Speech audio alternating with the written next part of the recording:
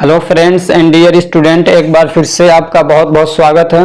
तो आज की इस वीडियो में हम लोग देखेंगे फार्माकोलॉजी का जो इम्पोर्टेंट क्वेश्चन हम लोग देख रहे थे, उसके 4 क्वेश्चन हो गए थे, उसका ये दूसरा पार्ट है। तो चलिए शुरू करते हैं।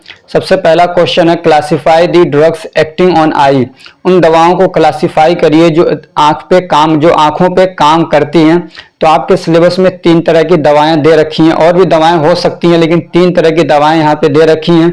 एक है मियोटिक्स, दूसरा है माइड्रिएटिक्स, और तीसरा है जो दवाएं ग्लूकोमा के ऊपर काम करती हैं। ठीक है, अब इनको मियोटिक और माइड्रिएटिक्स क्या होती है, इनका डेफिनेशन भी आपको याद होना चाहिए। तो मियोटिक्स वो दवाएं होती हैं जो पुपिल को कॉन्स्ट्रिक्ट कर देती हैं, सिकुड़ा देती हैं, या उसके साइज को छोटा कर देती हैं। ठीक, अब उसके एग्जाम्पल्स क्या हैं? तो उसमें एक तो मस्करेनिक एजेंट्स आते हैं, या कोलिनर्जिक ड्रग भी कह सकते हैं आप, जैसे कि पिलोकार्पिन हो गया, कार्बाकोल हो गया। ठीक, और दूसरा इसमें आता है अल्फा एडिनर्जिक ब्लॉकर यानी एडिनर्जिक एंटागोनिस्ट। इसका एग्जाम्पल है जैसा कि टोलाजोलिन और डाइबेनामिन। ठीक है, और भी दूसरे हो सकते हैं। तो ये भी क्या करते हैं, कॉन्स्ट्रिक्ट कर देते हैं आइरिस को। दूसरी जो दवा यूज होती है वो है माइड्रिएटिक्स। ठीक है, तो ये दवाएं क्या करती हैं, ये पुपिल के कॉन्स्ट्रिक्शन को खत्म करती हैं और डायलेट कर देती हैं। मान लीजिए, और असल में पहले आना चाहिए माइड्रिएटिक, फिर आना चाहिए मियोटिक, लेकिन सिलेबस में चूंकि ऐसा दे रखा है, इसलिए कि मान लीजिए आपके आंखों पे कोई एग्जामिनेशन करना है, कोई चेक करना है, तो उसमें पहले माइड्रिएटिक्स डालेंगे। ठीक है, वो डायलेट हो जाती है फिर पुपिल। ठीक, अब उस डायलेशन को खत्म करने के लिए जो दवाएं यूज करते हैं उसको हम लोग क्या बोलते हैं, मियोटिक्स। ठीक है, तो माइड्रिएटिक्स का एग्जाम्पल क्या है, तो उसी का सेम उल्टा, इसका जो उल्टा है वो क्या हो जाएगा, माइड्रिएटिक्स हो जाएगा। तो यहाँ पे क्या था, अल्फा एडिनर्जिक ब्लॉकर्स था, तो वहीं पे एडिनर्जिक यहाँ पे ब्लॉकर था यानी एंटागोनिस्ट था, यहाँ पे क्या आ जाएगा, एगोनिस्ट आ जाएगा, जैसे कि एड्रेनालिन हो गया और फेनिलेफ्रिन हो गया। ठीक, और यहाँ पे क्या था, ये मस्करेनिक एजेंट था यानी एगोनिस्ट था, तो यहाँ पे क्या आ जाएगा, एंटागोनिस्ट आ जाएगा। उसका एग्जांपल जैसे कि ट्रोपिकामाइड हो गया, एट्रोपिन हो गया, और साइक्लोपेंटोलेट हो गया, और भी कई सारे एग्जाम्पल्स हो सकते हैं। अब इंडिकेशन क्या है इसका, माइड्रिएटिक्स का इंडिकेशन क्या है? तो इसको हम लोग कब यूज करते हैं, तो डायलेट करने के लिए यूज करते हैं। अब अलग अलग पर्पस के लिए आप उसको डायलेट करते हैं, जैसे कि रेटिना को चेक करना है, ऑप्टिक नर्व का एग्जामिनेशन करना है, तो उसमें इसको यूज कर लेते हैं। ठीक है, ऐसे these are used for diagnosis of iris problem. Iris में कोई प्रॉब्लम है उसको चेक करने के लिए, उसके साइज को बड़ा करना है, तो उसमें इसको यूज कर लेते हैं। ऐसे रिफ्रैक्टिव एरर है, उसमें भी इसको यूज करते हैं चेकअप करने के लिए। और जो तीसरी दवा है जो ग्लूकोमा में यूज करते हैं, तीसरी टाइप की जो आपके सिलेबस में है, तो वो होता है जो ग्लूकोमा में हम लोग यूज करते हैं। और ग्लूकोमा में क्या होता है, असल में आंखों के अंदर जो प्रेशर वो बढ़ जाता है, उसको बोलते हैं इंट्राओक्यूलर प्रेशर। ठीक है, तो उसकी वजह से फिर क्या होता है, ऑप्टिक नर्व में डैमेज होने लगते हैं, फिर आदमी को सही से दिखता भी नहीं है, कई बार तो आदमी अंधा हो जाता है। ठीक, तो उस जो इंट्राओक्यूलर प्रेशर है वो होता है असल में फ्लूइड की वजह से, जो आंखों के अंदर फ्लूइड है वो जब बढ़ जाता है और जो ड्रेनेज होता है उसका वो ब्लॉक हो जाता है। तो उस कंडीशन में हम लोग जो दवाएं यूज करते हैं उसी को बोलते हैं ड्रग्स यूज्ड इन ग्लूकोमा, ताकि वो अंदर का जो प्रेशर उसको कम किया जाए, वहां पे जो फ्लूइड है उसको बाहर निकाला जाए, और जो ड्रेनेज कैनाल बंद हो गया उसको खोला जाए। ठीक है, इसमें हम लोग दवाएं जो यूज करते हैं उसमें आता है ऑस्मोटिक एजेंट, जैसे कि मैनिटोल, ग्लिसरॉल। ये क्या करेगा, आंखों के अंदर जो फ्लूइड है उसको वहां से निकाल के ब्लड के अंदर भेजता है। ठीक है, ऑस्मोटिक प्रेशर के जरिए से ये काम करता है। दूसरा होता है कार्बनिक एनहाइड्रेज इनहिबिटर, इसका एग्जांपल है एसीटाजोलामाइड। ठीक है, तो ये क्या करता है, ये प्रोडक्शन को कम कर देता है। बीटा ब्लॉकर ये भी प्रोडक्शन को कम कर देता है फ्लूइड के, जैसे कि टिमोलोल हो गया। मियोटिक्स हो गया, ये क्या करेगा, कॉन्स्ट्रिक्ट कर देगा। जब आंखों का साइज थोड़ा छोटा होगा तो प्रेशर थोड़ा सा कम हो जाता है, जैसे कि पिलोकार्पिन हो गया। ऐसे प्रोस्टाग्लैंडिन यूज करते हैं तो ये भी प्रोडक्शन को कम कर देता है, इसका एग्जाम्पल है जैसे कि लेटेनोप्रोस्ट। ठीक है, क्वेश्चन नंबर 6 है, डिफाइन फॉलोइंग। ये नीचे कुछ डेफिनेशन, कुछ टर्म्स दिए गए हैं, उनको डिफाइन करना है। तो पहला क्या है, जनरल एनेस्थेटिक। जनरल एनेस्थेटिक क्या होता है, तो जनरल एनेस्थेटिक का मतलब होता है, नॉर्मल भाषा में अगर आप समझें, कि बॉडी को जब कोई प्रोसीजर करना होता है तो उसको सुन कर दिया जाता है, अनकॉन्शियस कर दिया जाता है, ताकि आदमी को दर्द का एहसास न हो। तो ये जो सेंसेशन को खत्म करना और कॉन्शियस आदमी को बेहोश करना, ये जो पूरा प्रोसेस है ये रिवर्सिबल होता है। यानी ये नहीं कि एक बार हो गया तो हमेशा पूरी जिंदगी वो बेहोश ही रहेगा, नहीं, बल्कि वो कुछ समय के लिए होता है, फिर से वो अब आदमी अपने रियल स्टेट में, असली कंडीशन में आ जाता है। ठीक है, तो बॉडी को जो मतलब एक तरीके से अनकॉन्शियस कर दे रहे हैं या कॉन्शियस लेस कर दे रहे हैं, तो उस कंडीशन को हम लोग क्या बोलते हैं, जनरल एनेस्थेटिक। और जनरल इसलिए बोलते हैं कि इसमें पूरी बॉडी पे इफेक्ट होता है। और एक होता है लोकल एनेस्थेटिक, तो उस एक एरिया में आप करते हैं, मान लीजिए सिर्फ हाथों में करना है तो उसको हाथों में लगाएंगे तो उस एरिया में दर्द वगैरह का एहसास नहीं रहेगा, आप वहां पे आप प्रोसीजर कर सकते हैं। ऐसे ही दांत उखाड़ना है तो उस दांतों वाले जो गम है उसमें लगा देते हैं इंजेक्शन, तो सिर्फ वहां पे क्या है, जो दर्द का एहसास है वो खत्म हो जाएगा वहां। दूसरा जो टॉपिक है सिडेटिव एंड हिप्नोटिक्स। तो सिडेटिव क्या होता है, तो सिडेटिव वो दवाएं होती हैं जो रेड्यूस करती हैं एक्साइटमेंट को। आदमी बहुत ज्यादा एक्साइटेड हो रहा है तो उसको कम करती हैं, इमोशन में आ रहा है उसको खत्म करती हैं, टेंशन को खत्म करती हैं। ऐसे क्या कहते हैं, आदमी के अंदर कामनेस लाती हैं, आदमी को थोड़ा सा नॉर्मल करती हैं, ठंडा करती हैं, ठीक।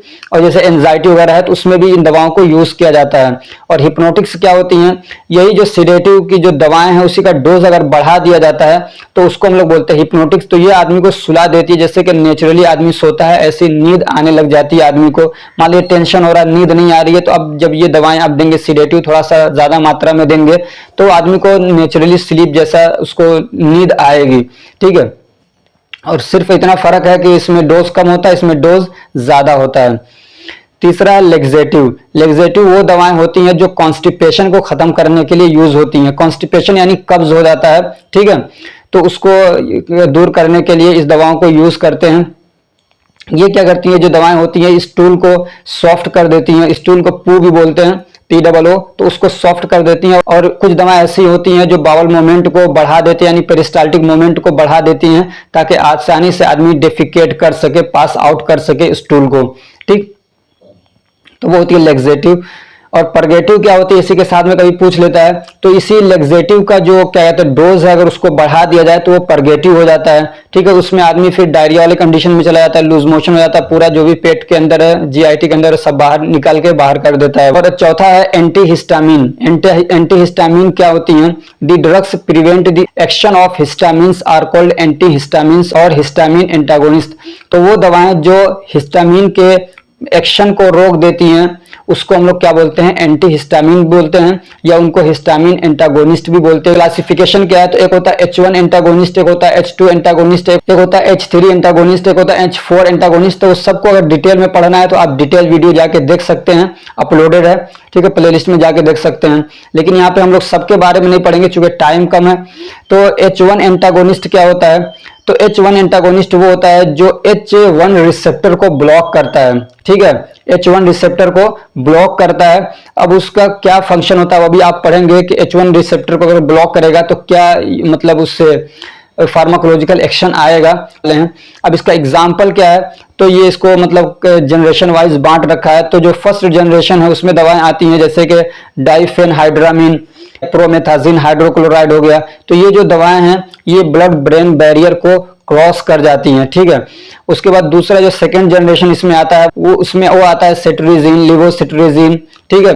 तो ये जो दवाएं होती हैं ये ब्लड ब्रेन बैरियर को क्रॉस नहीं करती हैं। अब इनका क्लिनिकल यूज क्या है, तो एलर्जिक रिएक्शन अगर हो रहा है तो उस कंडीशन में इसको यूज करते हैं एलर्जिक रिएक्शन को कम करने के लिए, ठीक। जैसे कि मान लीजिए डर्मेटाइटिस हो गया, कंजक्टिवाइटिस हो गया, तो इन सब कंडीशन में इसको यूज करते हैं। खुजली हो रही है उसमें यूज करते हैं, स्किन के ऊपर रैशेज हो गए हैं यानी एलर्जिक रिएक्शन है तो उसमें यूज करते हैं इनको, ठीक है। जैसे कि सिट्रेजिन बहुत यूज होता है, लिवोसिट्रेजिन काफी ज्यादा यूज होता है, प्रोमेथाजिन यूज होता है, ठीक है। दूसरा इसको कॉमन कोल्ड में यूज करते हैं, खांसी वगैरह आती है तो उसमें भी यूज करते हैं, और नजला वगैरह हल्का फुल्का है तो उसमें भी इसको यूज करते हैं। और इसको एंटीटसिव के तौर पे भी यूज करते हैं। एंटीटसिव यानी जो सूखी खांसी होती है तो उसमें इसको यूज करते हैं, प्रोमेथाजिन हो गया जैसे। और इसको प्री एनेस्थेटिक मेडिकेशन के तौर पे भी यूज करते हैं। एनेस्थेसिया किसी को देते हैं तो उससे पहले कुछ दवाएं देते हैं, जैसे कि मान लीजिए उल्टी ना हो, उसको उल्टी को रोकने के लिए तो उसमें इसको दे देते हैं, ठीक है ना। तो ऐसे और भी दूसरे रीजन के लिए भी इसको यूज करते हैं प्री एनेस्थेटिक के तौर पे। ऐसे ही इसको उल्टी को रोकने के लिए भी यूज करते हैं, जैसे कि प्रोमेथाजिन हो गया, डाइफेनहाइड्रामिन हो गया, ठीक। ऐसे क्या कहते हैं इसको पार्किंसंस डिसीज में भी यूज करते हैं। ऐसे इसको सिडेटिव और हिप्नोटिक के तौर पे भी यूज करते हैं। अब एक ये तो हम लोगों ने पढ़ा H1 एंटागोनिस्ट के बारे में। अब H2 एंटागोनिस्ट के बारे में थोड़ा सा पढ़ लेते हैं। तो this drugs prevent the action of H2 receptor. ये H2 रिसेप्टर को ब्लॉक करते हैं, और H2 रिसेप्टर जो होता है वो क्या करता है, एसिड के प्रोडक्शन में काम करता है, समझिए, ठीक है ना। एसिड के सिक्रेशन को बढ़ा देता है। तो अब ऐसी जगहों पे इसको हम लोग यूज करेंगे जहां पे एसिड के कंसंट्रेशन को कम करना है, एसिड के लेवल को कम करना है, उसको प्रोडक्शन को कम करना है, सिक्रेशन को कम करना है, तो ऐसी जगहों पे हम लोग H2 एंटागोनिस्ट को यूज करते हैं। और इसका एग्जाम्पल क्या है, जैसे कि सिमिटिडीन हो गया, रेनिटिडीन हो गया, ठीक है, ऐसे ही फेमोटिडीन हो गया। They are use to prevent gastric secretion in disease like hyper acidity, gastric ulcer, GERD। ऐसी कंडीशन में इसको यूज करते हैं जहां पे हमको गैस्ट्रिक सिक्रेशन को रोकना हो, जैसे कि एसिडिटी पहले से हो रही है तो इसको रोकेंगे तो एसिडिटी कम हो जाएगी। ऐसे क्या कहते हैं, गैस्ट्रिक अल्सर है यानी GIT में अल्सर हो गया है, ठीक है, या स्टोमक के अंदर अल्सर हो गया है, अब उसमें अगर एसिडिटी ज्यादा रहेगी तो वो ठीक भी नहीं होगा और दर्द भी ज्यादा होगा, तो उस कंडीशन में इनको यूज करते हैं। ठीक है, ऐसे GERD में इनको यूज कर लेते हैं। ऐसे ही जब क्या कहते हैं पैरासीटामोल और इस टाइप की दवाएं देते हैं तो भी इनको यूज करते हैं ताकि वहां पे क्या है एसिडिटी ना हो। ठीक, एक टॉपिक है आपको PPIs, प्रोटॉन पंप इनहिबिटर। ठीक है, ये प्रोटॉन पंप इनहिबिटर हम लोग उस वक्त पढ़ेंगे इसको जब हम लोग फार्माकोलॉजी की बात करेंगे, और अगर हम लोग कम्युनिटी फार्मेसी या हॉस्पिटल फार्मेसी की बात करते हैं तो PPI का मतलब वहां पे प्रोटॉन पंप इनहिबिटर नहीं होता है। इसको मैं कई बार बता भी चुका हूं, अगर आपको याद है वहां पे इसका क्या मतलब होता है तो कमेंट करके जरूर बताइएगा। तो जैसे कि आपने अभी पढ़ा ना H2 एंटागोनिस्ट, ऐसे ही सेम टाइप की दवा है PPI, प्रोटॉन पंप इनहिबिटर। ये भी क्या करती है, स्टोमक के अंदर एसिड के प्रोडक्शन को कम करती है, उसके अमाउंट को रिड्यूस करती है। ठीक, इसको भी हम लोग उन्हीं जगहों पे यूज कर लेते हैं जहां पे हम लोग H2 एंटागोनिस्ट को यूज करते हैं। ठीक है ना, जैसे कि GERD हो गया, गैस्ट्रोएसोफेजियल रिफ्लक्स डिसीज हो गया, पेप्टिक अल्सर हो गया, ज़ोलिंजर्स एलिसन सिंड्रोम हो गया। ठीक है, तो इन सब कंडीशन में इसको हम लोग यूज करते हैं। ये सब तो आप पढ़ ही चुके हैं, पेप्टिक अल्सर और ये और क्या कहते हैं GERD, ज़ोलिंजर एलिसन सिंड्रोम क्या होता है, तो ये कंडीशन होती है जिसमें क्या कहते हैं गैस्ट्रिन, हाँ यहाँ पे है ना, गैस्ट्रिन एक हार्मोन है वो बढ़ जाता है, तो उसकी वजह से फिर क्या होता है एसिड का सिक्रेशन बढ़ जाता है स्टोमक के अंदर, तो उस कंडीशन में भी हम लोग इनको यूज करते हैं। ऐसे ही इसको हम लोग अल्सर कंडीशन में भी यूज करते हैं कि जब अल्सर अगर हेलिकोबैक्टर पाइलोरी की वजह से हुआ है तो उस कंडीशन में भी हम लोग इसको यूज करते हैं। ये एक बैक्टीरिया है जो अल्सर कॉज कर देता है, तो उसके तो क्या कहते हैं एंटीबायोटिक के साथ में मिला के भी हम लोग इन दवाओं को देते हैं। एक टर्म है बायोलॉजिकल्स, कि बायोलॉजिकल्स क्या होता है, इसके ऊपर ऐसे पूछ सकता है कि एक शॉर्ट नोट लिखिए या डिफाइन करिए।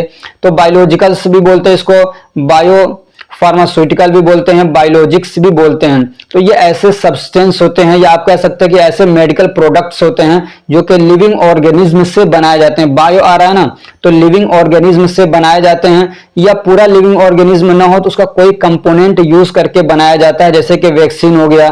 ठीक है, या जैसे कि मान लीजिए ब्लड किसी को चढ़ाया जा रहा है तो ब्लड भी क्या है बायोलॉजिकल्स में आता है, हार्मोन हो गए तो ये सब बायोलॉजिकल्स में आते हैं। अब इसमें जो प्रोडक्ट्स होते हैं उसमें बायोटेक्नोलॉजी का यूज किया जाता है, ताकि चाहे उसको किसी भी तरीके से बायोटेक्नोलॉजी का यूज किया जा रहा हो, चाहे उसको स्टोर करने के लिए, चाहे उसको खराब होने से बचाने के लिए, चाहे उसको बनाने के लिए। ठीक है, तो उसमें बायोटेक्नोलॉजी का यूज होता है और ये ह्यूमन प्रोडक्ट्स होते हैं। ऐसे ही बायोलॉजिकल प्रोडक्ट्स में कंटेन प्रोटीन, और ये जो बायोलॉजिकल प्रोडक्ट्स होते हैं हो सकता है कि वो क्या कहते हैं वो प्रोटीन कंटेन करते हों या एक कहिए कि प्रोटीन से बने हुए हों। ठीक है, अब वो प्रोटीन होता है तो अलग अलग काम करता है, वो जाके कहीं पे प्रोटीन का प्रोडक्शन बढ़ा भी सकता है, घटा भी सकता है। ठीक है ना, जिस टाइप की वो प्रोटीन होगा उस हिसाब से वो काम करता है। अब इसका हम लोग देख लेते हैं इंडिकेशन, कि इसका इंडिकेशन क्या, कैसे कैसे इसको हम लोग यूज करते हैं। तो अलग अलग तरीके से इसको हम लोग यूज करते हैं। खास तौर से ये जो बायोलॉजिकल्स यूज होते हैं, ऑटो इम्यून डिसीज हो गया उसको ठीक करने के लिए यूज होते हैं, कैंसर को ठीक करने के लिए यूज होते हैं, ऐसे ही कुछ जेनेटिक प्रॉब्लम्स होते हैं उसमें इनको हम लोग यूज करते हैं। जैसे ऑटो इम्यून डिसऑर्डर के एग्जांपल जैसे रिमेटॉइड आर्थराइटिस हो गया, सोरियासिस हो गया, एनकाइलोजिंग स्पॉन्डिलाइटिस हो गया, क्रॉन्स डिसीज हो गया, तो इन सब कंडीशन में हम लोग इनको यूज करते हैं। अब एक टॉपिक है एगोनिस्ट, कि एगोनिस्ट क्या होता है, फिर आपको पढ़ना है एंटागोनिस्ट क्या होता है। तो एगोनिस्ट क्या होता है, an agonist a substance that binds to the receptor on a cell and trigger a response similar to that of the naturally occurring molecule और neurotransmitter that normally bind to the receptor. आपने पढ़ा होगा कि हमारे body के अंदर बहुत सारे न्यूरोट्रांसमीटर्स होते हैं, हार्मोन्स होते हैं, केमिकल सब्सटेंस होते हैं। ठीक है, तो वो क्या करते हैं जब आके अपने रिसेप्टर पे बाइंड करते हैं तो कुछ एक्शन शो करते हैं। अब मान लीजिए कभी ऐसा होता है कि वो हार्मोन बन नहीं रहे हैं, न्यूरोट्रांसमीटर बन नहीं रहे हैं, सपोज दैट सेरोटोनिन के बारे में आपने पढ़ा है। ठीक है, कि वो हमारे मूड फ्रेश करने में काम आता है। डोपामीन है, मूड फ्रेश करने में काम आता है। एसिटाइल कोलिन बहुत सारे काम करता है। लेकिन कभी ऐसा हो रहा है कि मान लीजिए वो बन ही नहीं रहे हैं, ठीक है ना, वो हमारी बॉडी में किसी वजह से नहीं बन रहे हैं, तो अब वो अपने रिसेप्टर से बाइंड भी नहीं कर पा रहे हैं। जब बाइंड नहीं करेंगे तो वो ऐसा एक्शन भी नहीं आएगा जो आना चाहिए था, जो जरूरी था। तब हम लोग क्या करते हैं, उसी के स्ट्रक्चर जैसी दवा बना देते हैं जो अपनी बॉडी में जाके उसी केमिकल के जैसा या उसी न्यूरोट्रांसमीटर के जैसा एक्शन शो करता है, उसी को बोलते हैं एंटागोनिस्ट। ठीक है, अब यहाँ पे एग्जाम्पल भी दिया हुआ है, आप इसको पढ़ लीजिएगा। ऐसे इसी का उल्टा होता है एंटागोनिस्ट, यानी ये कि मान लीजिए जो वो न्यूरोट्रांसमीटर है या जो केमिकल है वो कुछ ज्यादा ही मात्रा में बनने लग जा रहा है, कुछ ज्यादा ही रिलीज हो रहा है, तो अब जो एक्शन वो शो कर रहा था वो ज्यादा मात्रा में शो होने लग जाएगा। जैसे कि मान लीजिए एसिटाइल कोलिन है, वो हार्ट रेट को कम कर देता है। ठीक है, नॉर्मल कंडीशन में है तो हार्ट रेट को थोड़ा सा कम करता है, वो हार्ट रेट को बढ़ने नहीं देता है। लेकिन अगर मान लीजिए बहुत ज्यादा हो गया तो फिर क्या करेगा, वो हार्ट रेट को बहुत कम कर देगा। समझ में आ रही बात? तो अब हम लोग क्या करेंगे, एसिटाइल कोलिन के अगेंस्ट काम करने वाली दवा देंगे, उसी को बोलेंगे हम लोग एंटागोनिस्ट। समझ में आ रही बात? उसको जैसे कि आपने अभी ऊपर भी पढ़ा होगा, कोलिनर्जिक एंटागोनिस्ट। तो वो क्या होगा, जो एसिटाइल कोलिन के अगेंस्ट काम करेगा। यहाँ पे एग्जांपल भी दिया हुआ है, आप पढ़ सकते हैं। एक टॉपिक है एक्सपेक्टोरेंट। एक्सपेक्टोरेंट क्या होता है, तो एक होता है प्रोडक्टिव कफ। समझ रहे हैं, प्रोडक्टिव कफ यानी जिसमें स्प्यूटम आता है, बलगम आता है, खांसता आदमी तो उसमें गाढ़ा गाढ़ा सा थूक जैसा निकलता है ना, पीला पीला सा, तो उस वाले खांसी को हम लोग बोलते हैं प्रोडक्टिव कफ। और एक होता है नॉन प्रोडक्टिव कफ, जिसमें बलगम नहीं आता है। तो प्रोडक्टिव कफ को ट्रीट करने के लिए जो दवाएं हम लोग देते हैं उसको क्या बोलते हैं, एक्सपेक्टोरेंट बोलते हैं। और मैंने अभी एक वो भी डाला था कम्युनिटी पोस्ट में वोटिंग के लिए कि प्रोडक्टिव कफ को ठीक करने के लिए या एक्सपेक्टोरेंट के तौर पे सबसे ज्यादा कौन सी दवा यूज होती है। उन्हें 80% लोगों ने उसका आंसर सही दिया था, गुआफेनिसिन। अब पता नहीं गूगल से सर्च करके दिया या कैसे दिया, अगर याद है आपको तो बड़ी अच्छी बात है। तो एक्सपेक्टोरेंट आप समझ गए, जो यानी प्रोडक्टिव कफ को ठीक करने के लिए जो दवा देते हैं उसको हम लोग बोलते हैं एक्सपेक्टोरेंट। और एक चीज और यहाँ पे बता दूं, म्यूकोलाइटिक्स होते हैं एक, यानी ये जो कफ है वो अगर मान लीजिए बहुत थिक हो गया है, वो खांसी आ रही है लेकिन निकल नहीं रहा है बाहर, तो उस कंडीशन में हम लोग म्यूकोलाइटिक्स देते हैं ताकि उस थिक लेयर को वो थोड़ा सा क्या कहते हैं, थोड़ा उसको थिन कर दे ताकि वो बाहर निकल सके आसानी के साथ में। तो वो होता है म्यूकोलाइटिक्स। वहां है ऑक्सीटोसिन। ऑक्सीटोसिन क्या होता है, तो ऑक्सीटोसिन ये एक नेचुरल हार्मोन होता है जो कि हमारी बॉडी के अंदर ही सिंथेसाइज होता है, बनता है।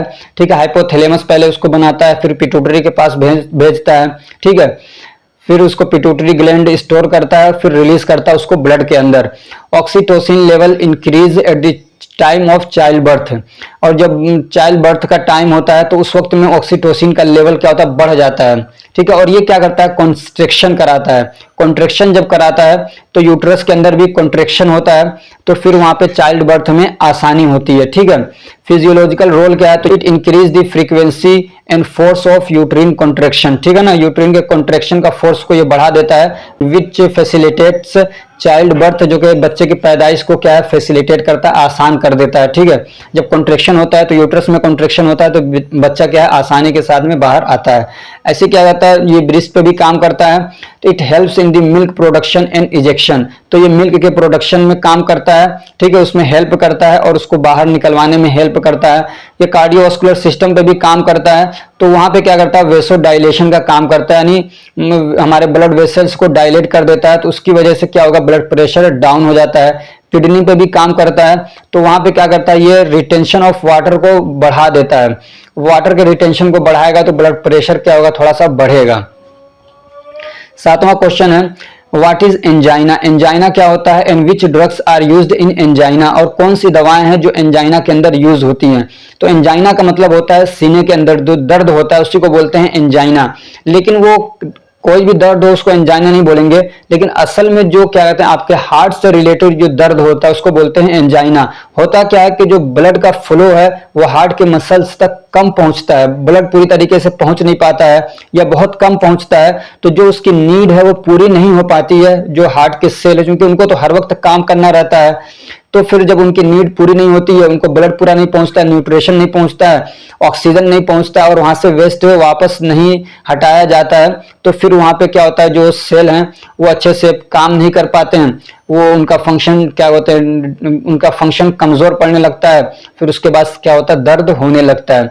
अब कौन सी दवाएं यूज करते हैं, एंजाइना अगर हो रहा है तो वेसो डायलेटर यूज करते हैं, ताकि जो मसल जो ताकि वहां पे जो ब्लड वेसल्स है, अगर मान लीजिए उसके अंदर प्लेग जम गया है या ब्लॉकेज हो रहा है तो वो डायलेट हो जाएगा, तो ब्लड क्या है आसानी से फ्लो करेगा, ठीक है ना। मान लीजिए जो ब्लड वेसल्स हैं वो उसमें ब्लॉकेज आ गया आर्टरीज के अंदर और ब्लड पूरी तरीके से हार्ट के मसल्स तक पहुंच नहीं पा रहा, मायोकार्डियल तक नहीं पहुंच पा रहा है, ठीक है। तो फिर उस कंडीशन में हम लोग क्या देते हैं, वेसो डायलेटर्स देते हैं। अब उसमें कौन कौन से आ जाएंगे, उसमें आ जाएगा नाइट्राइट्स एंड नाइट्रेट्स, जैसे कि आइसोसोर्बाइड डाइनाइट्रेट या नाइट्रोग्लिसरीन, ये बहुत ज्यादा यूज करते हैं। आपने देखा होगा जो जबान के नीचे यानी सबलिंगुअल जो दवा देते हैं तो वो कौन सी होती है, जब सीने में दर्द होता है, किसी को हार्ट अटैक का ऐसा लगता है कि चांस है, तो उस कंडीशन में इस दवा को देते हैं। दूसरे इसमें कैल्शियम चैनल ब्लॉकर से देते हैं, जैसे कि वेरापामिल हो गया, अम्लोडिपिन हो गया, नेफिडिपिन हो गया, तो ये भी क्या करते हैं, वेसो डायलेटर का काम करते हैं। ऐसे पोटेशियम चैनल ओपनर हो गया जैसे कि निकोरेंडिल, तो ये भी क्या करता है, वेसो डायलेटर का काम करता है, वेसो डायलेशन का काम करता है। ऐसे ही इसमें बीटा एडिनोसेप्टर एगोनिस्ट यूज करते हैं, यानी बीटा ब्लॉकर्स यूज करते हैं, तो ये क्या करता है, ये भी ब्लड वेसल्स को डायलेट कर देता है, जैसे कि एटिनोलोल हो गया, प्रोप्रानोलोल हो गया, यहाँ पे एक जगह ओ है, ठीक, प्रोप्रानोलोल है, ऐसे मेटोप्रोलोल हो गया। 8वां क्वेश्चन है डोज ऑफ फॉलोइंग ड्रग्स, ये जो ड्रग्स हैं इनका डोज बताइए। अब इसमें कौन सी दवा दे देगा पता नहीं है, इसलिए आप अगर इनको याद करना चाहें तो कर लें। मैं ये इसलिए दिया हूं कि इस टाइप का क्वेश्चन भी एक आ सकता है, ठीक है ना। कुछ दवाओं के नाम दे देगा, कहेगा इसका डोज बताइए, इसलिए सिलेबस में पूछ रखा है। अगला क्वेश्चन है क्लासिफाई एंटी हाइपरटेंसिव ड्रग, इसको भी याद कर लीजिएगा, काफी इंपॉर्टेंट है, ठीक है ना, और आपके लाइफ से रिलेटेड भी काफी इंपॉर्टेंट है और इसको पूछ भी लेता है।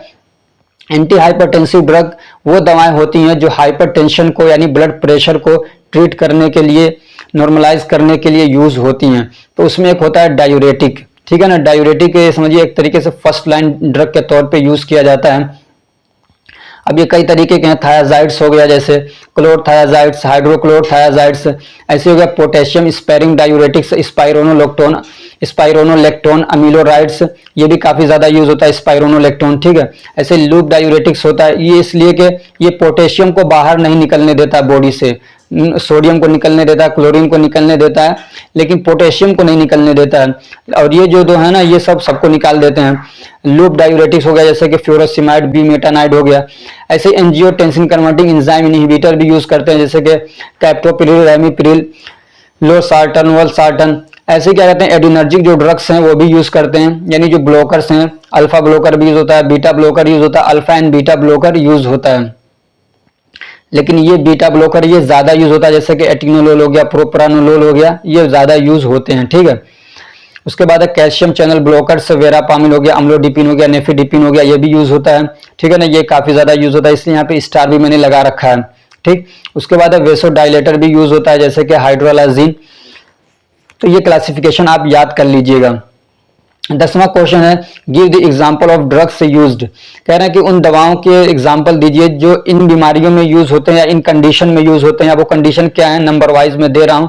सबसे पहला क्या है, नॉन प्रोडक्टिव कफ, अभी मैंने बताया ना, एक प्रोडक्टिव कफ होता है, एक नॉन प्रोडक्टिव कफ होता है। तो प्रोडक्टिव कफ वाला एग्जांपल आपने ऊपर पढ़ लिया था। नॉन प्रोडक्टिव कफ यानी खांसी आ रही है लेकिन बलगम नहीं निकल रहा है, तो उसमें हम लोग जो दवा देते हैं उसको एंटीटसिव बोलते हैं। उसका एग्जांपल जैसे कि कोडीन हो गया, ऐसी मॉर्फिन भी यूज होता है, और भी कई सारे जो ओपियोइड दवाएं हैं वो इसमें यूज होती हैं, ठीक है। ऐसे इसमें ये जो नॉन ओपियोइड दवाएं भी यूज होती हैं, ठीक है। और ये सब क्या करती हैं, हमारे सेंट्रल नर्वस सिस्टम पे काम करती हैं या तो पेरिफेरल नर्वस सिस्टम पे काम करती हैं और उसको सप्रेस करती हैं, ठीक है। जैसे कि नोस्केपिन हो गया, तो ये नॉन ओपियोइड दवा में आता है। ऐसे ही डेस्टोमेथोर्फन हो गया, तो ये भी नॉन ओपियोइड्स में आता है। और ये जो दवाएं हैं ये क्या करती है, ये हमारे पेरिफेरल नर्वस सिस्टम पे काम करती है। प्रोमेथाजिन हो गया, डाइफेनहाइड्रामिन हो गया, ठीक। दूसरा है वोमिटिंग, यानी वोमिटिंग हो रही है तो उस कंडीशन को रोकने के लिए या वोमिटिंग न हो पहले से ही दवा लेनी हो तो कौन सी दवाएं उसमें यूज होती हैं, तो हायोसिन हो गया, डाइसाइक्लोमिन हो गया, प्रोमेथाजिन हो गया, डोमपेरिडोन हो गया, ओंडेनसेट्रोन हो गया। तो इनके एग्जांपल्स याद करिएगा। कॉन्स्टिपेशन है तो कॉन्स्टिपेशन में कौन सी दवाएं हम लोग यूज करते हैं, तो कॉन्स्टिपेशन को ठीक करने के लिए जो दवाएं यूज होती है उसको हम लोग बोलते हैं लेक्सेटिव। ठीक है, तो उसमें आ जाएगा आपका लिक्विड पैराफिन हो जाएगा, सेना यूज होता है, आपने फार्माकोग्नोसी में भी पढ़ा होगा सेना के बारे में, वहां पे 4-5 दवाएं और भी हैं। डोक्यूसेट्स यूज होता है, ऐसे क्या है बिसाकोडिल यूज होता है जो डल्कोलेक्स के नाम से फेमस है, काफी ज्यादा यूज होता है बिसाकोडिल, तो इसको याद कर लीजिएगा। ऐसे डायरिया है, अगर किसी को लूज मोशन है तो उस कंडीशन में कौन सी दवा यूज करेंगे उसको ठीक करने के लिए, तो लोपेरामाइड यूज करते हैं। ठीक है, और प्रोबायोटिक्स वगैरह भी यूज करते हैं और बिस्मथ सब सैलिसिलेट वगैरह यूज कर लेते हैं। और कभी जरूरत पड़ती है, मान लीजिए अगर वो डायरिया किसी पैथोजन की वजह से हुआ है तो उसमें एंटीबायोटिक्स वगैरह भी देते हैं। मेट्रोनिडाजोल इसमें ज्यादा यूज करते हैं डायरिया वाली कंडीशन में। ऐसे पेप्टिक अल्सर है तो उसमें कौन सी दवा आप यूज करते हैं, तो उसमें आप यूज करते हैं सिमिटिडीन हो गया, रेनिटिडीन हो गया या ओमिप्राजोल हो गया। ऐसे सोडियम बाइकार्बोनेट, ये जो दवाएं हैं दोनों ये क्या करती हैं, एसिड के सिक्रेशन को रोक देती हैं। ये सोडियम बाइकार्बोनेट है, ये क्या एंटासिड है, यानी एसिड को न्यूट्रलाइज कर देता है। ऐसे कोलोइडल बिस्मथ सब सिट्रेट है या सुक्राल फेट होता है या सुक्राल फेट, तो ये क्या करता है एक तरीके से प्रोटेक्शन का काम ये क्या करता है प्रोटेक्ट कर देता है, प्रोटेक्टिंग लेयर बना देता है अल्सर के ऊपर, तो एसिड उस पर जाके काम नहीं कर पाता है। इसके अलावा अगर पेप्टिक अल्सर हेलिकोबैक्टर पाइलोरी की वजह से हुआ है तो उसमें हम लोग एंटीबायोटिक वगैरह भी यूज कर लेते हैं। और भी इसमें कई सारी और भी 1-2 दवाएं इसमें यूज होती हैं। और अगर हेडेक है तो उसमें कौन सी दवाएं हम लोग यूज करते हैं, सर में दर्द है तो उसमें non steroidal anti inflammatory drugs पहले यूज करते हैं। ठीक है ना, खास तौर से अगर ये दवाएं नहीं काम करती हैं फिर दूसरी हम लोग यूज करते हैं। और बॉडी वगैरह में दर्द है तब भी हम लोग ये दवा यूज करते हैं। जैसे कि मान लीजिए अगर नॉर्मल टाइप का दर्द होता है तो पैरासीटामोल यूज हो जाता है। ऐसे क्या कहते हैं डाइक्लोफेनाक यूज हो जाता है, आइबुप्रोफेन यूज हो जाता है। ठीक है, पायरोक्सिकेम यूज हो जाता है। तो ये सारी दवाएं यूज होती रहती हैं। अगर वो भी नहीं काम करता है फिर हम उसमें क्या कहते हैं, मतलब दर्द बहुत ज्यादा बॉडी के अंदर, तो फिर उसमें ओपियोइड वाली दवाएं यूज होती हैं। अगला क्वेश्चन है classify the diuretics and give their indication and contraindication. Diuretics को क्लासिफाई करना है तो अभी आपने ऊपर हाइपरटेंसिव वाले कंडीशन में भी पढ़ा है डायूरेटिक्स, जैसे कि थायाजाइड्स हो गया, इसका example chlorothiazides, hydrochlorothiazides. Potassium sparing diuretics spironolactone और अमीलोराइड्स हो गया। लूप डायूरेटिक्स फ्यूरोसिमाइड, ब्यूमेटानाइड हो गया। ऐसे ऑस्मोटिक डायूरेटिक्स भी आता है, जैसे कि आपने ग्लूकोमा वाले में पढ़ा है आइसोसोर्बाइड और मैनिटोल। ठीक है, और एक आता है कार्बनिक एनहाइड्रेज इनहिबिटर, तो इसका एग्जाम्पल क्या है, एसिटाजोलामाइड, मेथाजोलामाइड। तो इनकी क्लासिफिकेशन हो गई। अब इनका इंडिकेशन क्या है, कब इसको हम लोग यूज करते हैं, तो इसको हाइपरटेंशन है तो उस कंडीशन में यूज करते हैं, एडिमा हो गया उसमें यूज करते हैं, डायबिटीज है तो उसमें भी यूज करते हैं। ठीक है, और इसके क्या है कॉन्जेस्टिव हार्ट फेलियर में भी इसको यूज करते हैं। हाइपर कैल्सियमिया, अगर कैल्शियम बहुत ज्यादा हो रहा है बॉडी के अंदर उसमें यूज करते हैं। ऐसे ही सर्टेन किडनी डिसीज में भी कुछ खास बीमारियां किडनी की उसमें यूज करते हैं। पॉइजनिंग हो गई है तो उस कंडीशन में भी इसको यूज करते हैं। यानी ये पॉइजनिंग अगर ब्लड सर्कुलेशन में पहुंच गया है तब वहां से उसको निकालने के लिए डायूरेटिक्स भी यूज किया जाता है। कॉन्ट्राइंडिकेशन क्या है, अगर किसी को हाइपोकैलेमिया है, पोटेशियम की कमी है तो उस कंडीशन में यूज नहीं करेंगे वरना और ज्यादा उसको दिक्कत हो जाएगी। ऐसे हाइपोटेंशन है उस कंडीशन में यूज नहीं करेंगे, नहीं तो और ज्यादा ब्लड प्रेशर लो हो जाएगा। ऐसे ही क्या है हाइपोनेट्रेमिया है, यानी कि उसको सोडियम की कमी है तो उस कंडीशन में भी इसको यूज नहीं करेंगे। Autacoids and physiological role of histamine, autacoids क्या होते हैं उसको डिफाइन करना है और हिस्टामिन का फिजियोलॉजिकल रोल क्या है उसको बताना है। और भी दूसरे हैं जैसे कि 5-HT वो भी आता है, वो भी आता है ऑटोकॉइड्स के अंदर। ऐसे प्रोस्टाग्लैंडिन है वो भी आता है ऑटोकॉइड्स के अंदर। तो आपके पास टाइम हो तो उसको भी देख लीजिएगा। ठीक है, तो आपको यहाँ पे हिस्टामिन के बारे में बताना है कि इसका फिजियोलॉजिकल रोल क्या है।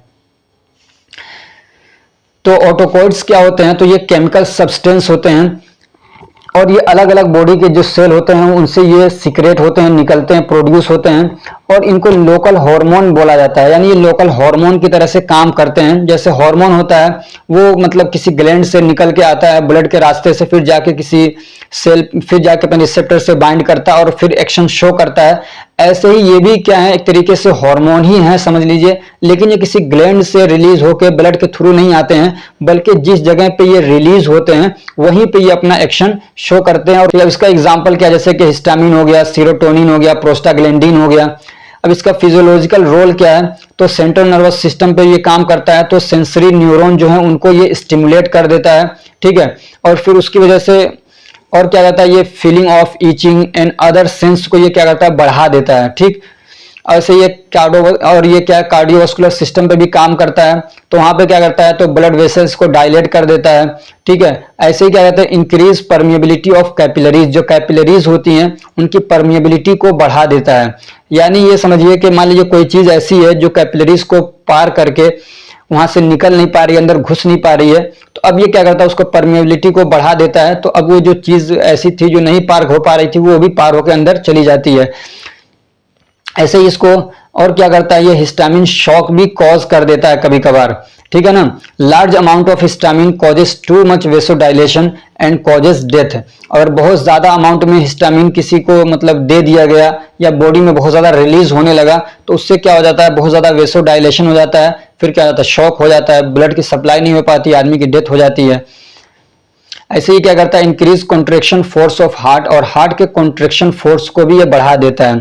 ठीक, और क्या करता है, इन्फ्लामेशन एंड एलर्जिक रिएक्शन पे भी इसका काम है। ये इन्फ्लामेशन कॉज करता है और एलर्जी भी कॉज करता है। अब उसका क्या प्रोसेस है पूरा यहाँ पे लिखा हुआ है, पढ़ लीजिएगा। ऐसे गैस्ट्रिक एसिड सिक्रेशन पे भी इसका एक्शन शो होता है। तो H2 receptor present in gastric mucosa and when histamine binds with it stimulate acid secretion. ठीक है, तो ये क्या करता है, एसिड का सिक्रेशन बढ़ा देता है। क्वेश्चन नंबर 13 है, describe physiological and pathological role of. Insulin का फिजियोलॉजिकल और पैथोलॉजिकल रोल बताना है, और कॉर्टिकोस्टेरॉइड का फिजियोलॉजिकल रोल बताना है और पैथोलॉजिकल रोल बताना है। इसमें एक क्या कहते हैं, थायराइड हार्मोन है, उसका भी देख लीजिएगा, कई बार पूछ लेता है। ठीक है, तो अब हम लोग इंसुलिन का देख रहे हैं, यहाँ पे नंबर डालना था लेकिन भूल गया हूँ। ठीक है, तो हम लोग अब पढ़ रहे हैं इंसुलिन का फिजियोलॉजिकल रोल। तो क्या करता है ये लीवर में, तो insulin promote glucose entry in liver, glucose के एंट्री को लीवर के अंदर बढ़ाता है। It promotes glucose storage in the form of glycogen, और इंसुलिन क्या करता है, ग्लूकोज के स्टोरेज को प्रोमोट करता है, यानी ग्लूकोज को ज्यादा से ज्यादा ग्लाइकोजन बनवा के वहां पे लीवर के अंदर स्टोर करवाता है।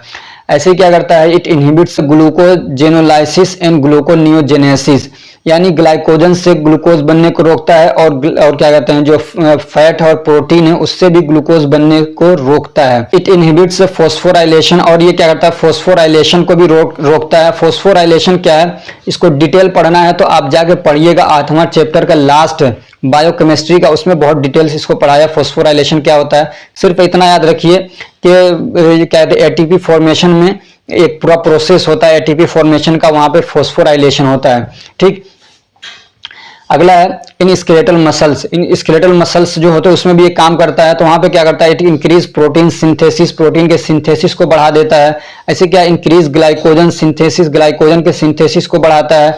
ऐसे क्या कहता है, ग्लूकोज के यूटिलाइजेशन को बढ़ाता है। इनहिबिट फॉस्फोराइलेशन, और वहां पे फॉस्फोराइलेशन को भी इनहिबिट करता है। ऐसे ही and decrease glucose plasma level, और प्लाज्मा के अंदर ग्लूकोज के लेवल को कम करता है इंसुलिन।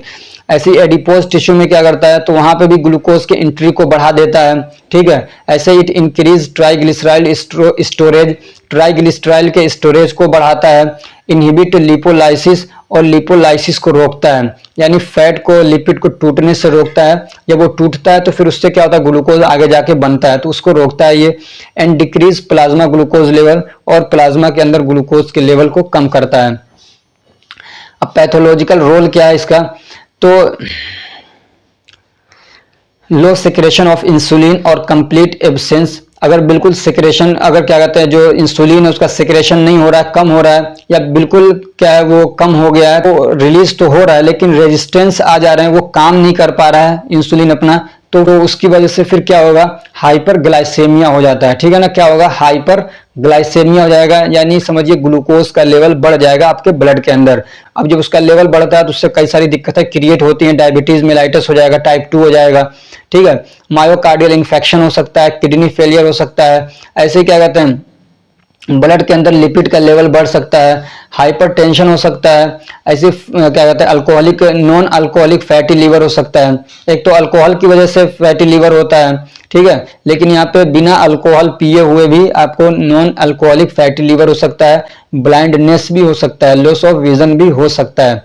क्योंकि जब प्रेशर बढ़ता है तो इंट्राओक्यूलर प्रेशर भी बढ़ सकता है और ऑप्टिक नर्व डैमेज हो सकते हैं। ऐसे क्या होता है, इम्यून सिस्टम भी कमजोर हो जाता है।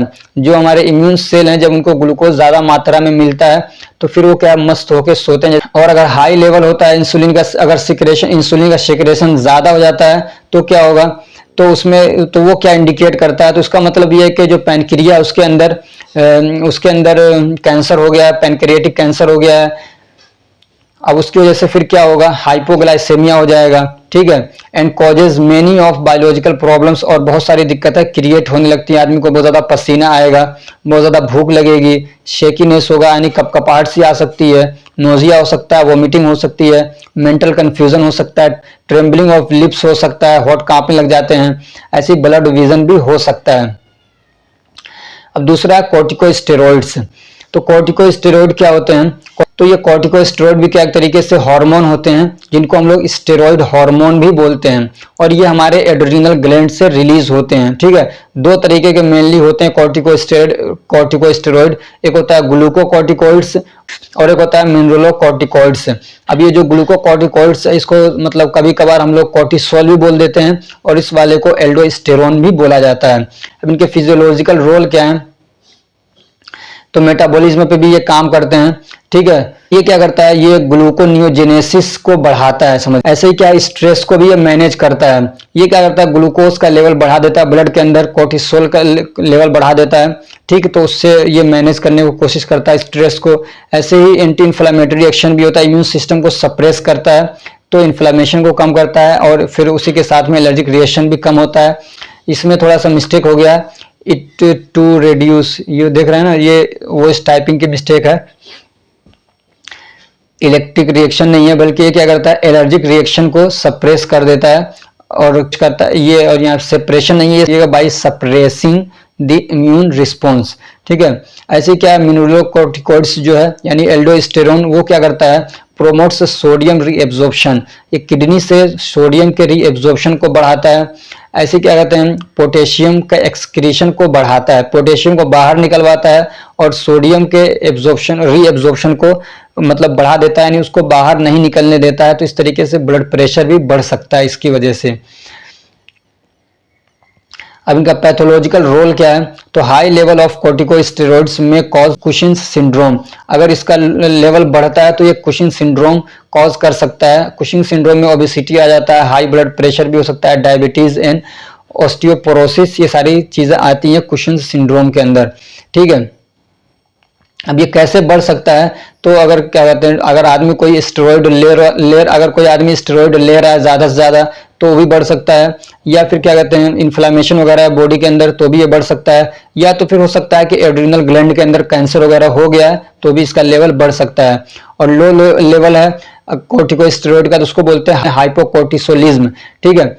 And can cause Edison's disease, और इसकी वजह से फिर क्या होगा, एडिसन्स डिसीज हो जाता है। ज्यादा होता है तो कुशिन सिंड्रोम होता है, और अगर लो होता है तो उसको बोलते हैं एडिसन्स डिसीज हो सकता है। उसमें क्या जाएगा, जैसे कि डिहाइड्रेशन, डिजीनेस, आदमी को सुस्ती सी आएगी, चक्कर सा आएगा, फटीग हो जाएगा, लॉस ऑफ एपिटाइट हो जाएगा, लो ब्लड प्रेशर हो जाएगा, ब्लड शुगर का लेवल कम हो जाएगा, वाटर इलेक्ट्रोलाइट बैलेंस कम हो जाएगा, इलेक्ट्रोलाइट का बैलेंस बॉडी के अंदर कम हो जाएगा। ऐसे क्या absence of menstruation, menstrual cycle में दिक्कत आ सकती है। क्रेविंग साल्टी फूड, और साल्टी फूड खाने को बहुत ज्यादा मन करेगा। एक्सेस यूरिनेशन हो सकता है, मसल्स वीकनेस हो सकता है, और वेट लॉस भी हो सकता है।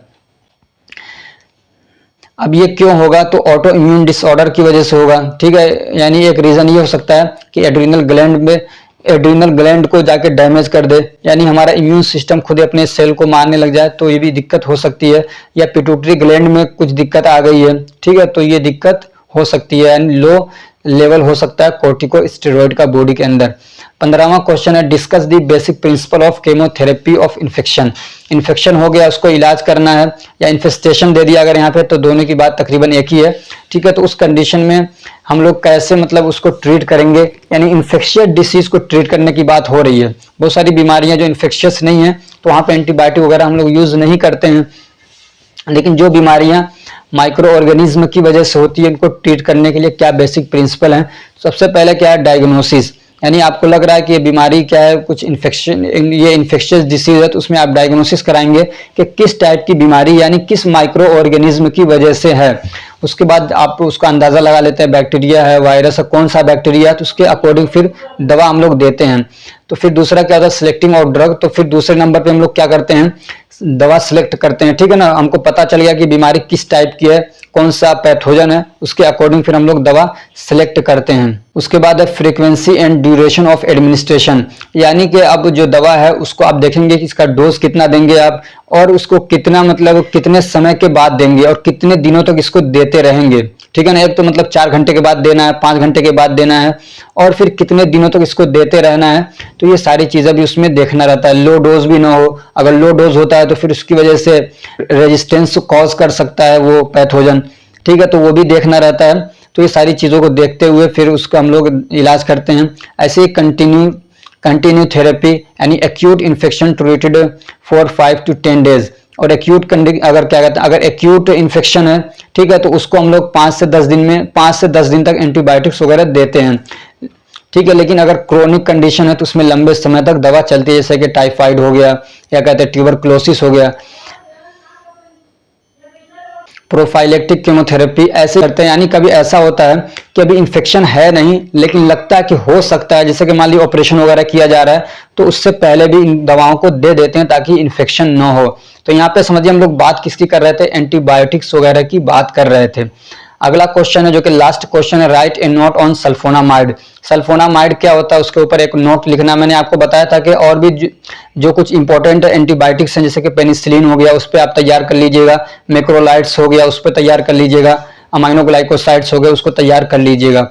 तो सल्फोनामाइड क्या है, तो ये फर्स्ट एंटी माइक्रोबियल एजेंट है, ठीक है, और इसको सल्फा ड्रग के नाम से भी जाना जाता है। Sulphonamides are a group of man made medicine, ये क्या है, एक सिंथेटिक मेडिसिन है that contain the sulphonamide chemical group, और उनके अंदर सल्फोनामाइड केमिकल ग्रुप होता है, इसलिए इनको सल्फोनामाइड्स बोलते हैं। दे आर बैक्टीरियोस्टेटिक, ये बैक्टीरियोस्टेटिक होते हैं यानी बैक्टीरिया के ग्रोथ को रोकते हैं।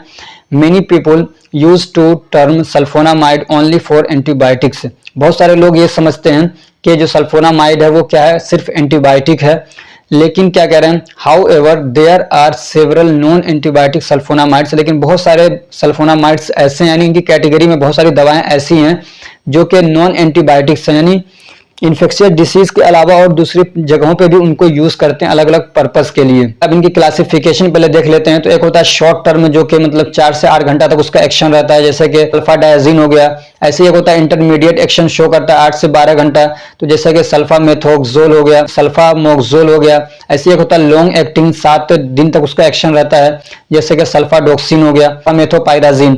अब इसका इंडिकेशन क्या है, तो इसको बैक्टीरियल इन्फेक्शन में यूज करते हैं, जैसे कि सल्फामेथोक्साजोल हो गया, ठीक है। ऐसे इसको क्या है, क्रोहन्स डिसीज में भी यूज करते हैं, जैसे कि सल्फासालाजिन हो गया। ऐसे डायबिटीज में भी इसको यूज करते हैं, जैसे कि गिलीब्यूराइड्स हो गया, टोलब्यूटामाइड हो गया, ठीक है ना, एंटी डायबिटिक ड्रग के तौर पे भी इसको यूज किया जाता है। ऐसे फ्लूइड रिटेंशन है तो उसमें भी इसको यूज करते हैं, यानी एडिमा वगैरह है तो डायरेटिक के तौर पे यूज करते हैं, जैसे क्लोरथायाजाइड्स हो गया, फ्यूरोसिमाइड्स हो गया, ठीक है। ऐसे ही गाउट में भी इसको यूज करते हैं, जैसे कि प्रोबेनेसिड हो गया, ठीक है। ऐसे ही हाई ब्लड प्रेशर है तो उसमें भी इसको यूज करते हैं, यानी डायरेटिक के तौर पे, जैसे यहाँ पे आ गया, ठीक है। ऐसे क्या था, पेन और इन्फ्लामेशन, उसमें भी इसको हम लोग यूज करते हैं, जैसे कि सेलिकॉक्सिब हो गया, या आता आपके non steroidal anti inflammatory drugs के अंदर, और ये सिलेक्टिव COX-2 इनहिबिटर है, सेलिकॉक्सिब, रोफेकॉक्सिब, वार्डेकॉक्सिब, ठीक है। ऐसे क्या रिमेटॉइड अर्थराइटिस में भी इसको यूज करते हैं, जैसे कि सल्फासालाजिन हो गया। ऐसे अल्सरेटिव कोलाइटिस में भी इसको यूज करते हैं, उसमें भी आ जाता है कौन सा, सल्फासालाजिन। कॉन्ट्राइंडिकेशन क्या इसका, तो प्रेगनेंसी में और लैक्टेशन में यूज नहीं करते हैं, और हाइपर सेंसिटिविटी है तो उसमें भी इसको यूज नहीं करते हैं। और यहाँ पे इसके डोज हैं, हाँ ये याद रखिएगा, डेप्सोन काफी यूज होता है, ठीक है ना। ये सल्फोन जिसको डेप्सोन बोलते हैं, डेप्सोन के नाम से बिकता है, काफी फेमस है। तो इसको भी याद कर लीजिएगा, इसका एक एग्जाम्पल। तो ये आपके 15 क्वेश्चन हो गए हैं, लेकिन मैं ये कहूंगा कि आप इन पे बिल्कुल भी डिपेंडेंट न होइएगा। इसके अलावा मैं तो ये कहूंगा कि पूरा सिलेबस पढ़िए, अच्छे से पढ़िए और फिर जाके एग्जाम दीजिए, इसलिए कि इसमें बहुत सारे टॉपिक्स हैं, कहीं से भी कुछ भी पूछ सकता है, समझ रहे हैं ना। और इसके पिछले क्वेश्चन पेपर मिल नहीं रहे हैं ज्यादा, तो इसलिए आप पूरा सिलेबस पढ़िए और तैयार करिए, अच्छे मार्क्स लाइए। Best of luck. अगर ये हमारी कोशिश आपको अच्छी लग रही है तो वीडियो को लाइक करिए, चैनल को सब्सक्राइब करिए और अपने फ्रेंड्स को भी शेयर करिए ताकि वो भी इससे फायदा उठा सकें। Thank you so much for watching.